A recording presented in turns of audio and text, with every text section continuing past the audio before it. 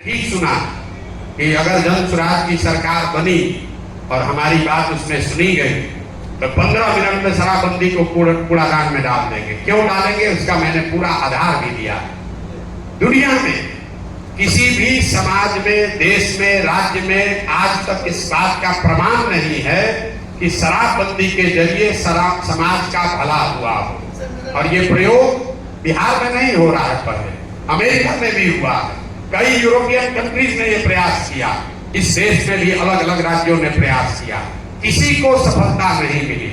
और ये बात का कहीं कोई प्रमाण नहीं है कि देश में शराबबंदी के जरिए आप समाज का विकास कर सकते हैं। दूसरी बात, जो लोग ये कहते हैं कि गांधी जी ने ये कहा, गांधी जी ने ऐसा कहीं नहीं कहा। हमने बहुत गहराई से इस चीज को पढ़ा है। गांधी जी ने शराबबंदी को सामाजिक प्रयास के तौर पर बताया। गांधी जी ने बताया कि शराब पीना गलत बात है, समाज को प्रयास करना चाहिए कि शराब पीने वाले लोगों की संख्या कम हो।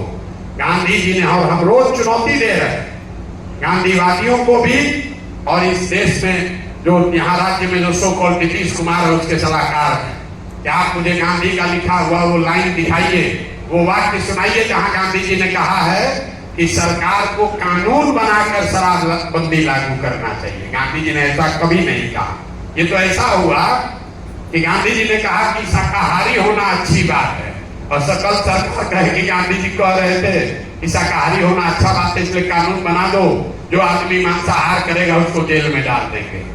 तीसरी बात कि इस गरीब राज्य में अगर मान लीजिए 1 मिनट को कि शराबबंदी के कुछ फायदे हैं भी, तो शराबबंदी लागू होगा तब तो फायदा होगा।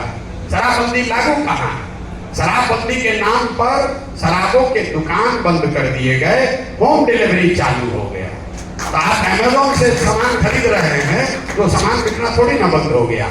तो मैं तो रोज कहता हूँ नीतीश कुमार का अमेजोन और फ्लिपकार्ट मॉडल है जिसमें दुकान बंद और होम डिलीवरी चालू। और इस वजह से बिहार के लोगों का हर साल 20,000 करोड़ रुपए का नुकसान हो रहा है। जरा अंदाजा लगाइए, 20,000 करोड़ रुपए का सरकार का नुकसान हो रहा है। और वो पैसा कहां जा रहा है?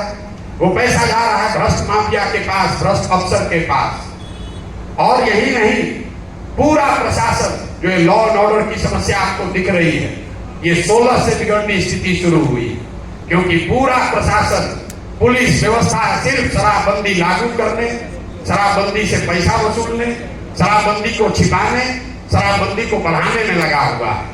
आप जानकारी के लिए यहाँ कुछ लॉयर भी होंगे, उनको पता होगा शराबबंदी जब से लागू हुई 6,36,000 से ज्यादा केस हुए, 1,23,000 से ज्यादा लोग अभी अंडर ट्रायल जेल में हैं, और 1,23,000 में ज्यादातर लोग गरीब और वंचित, दलित, पिछड़ा समाज का आदमी है जिसके पास बाहर निकलने का साधन नहीं है, और जिसके पास पैसा है वो शराब माफिया बन के अपना पैसा कमा रहा है। और ये सारा चीज आपने क्यों किया?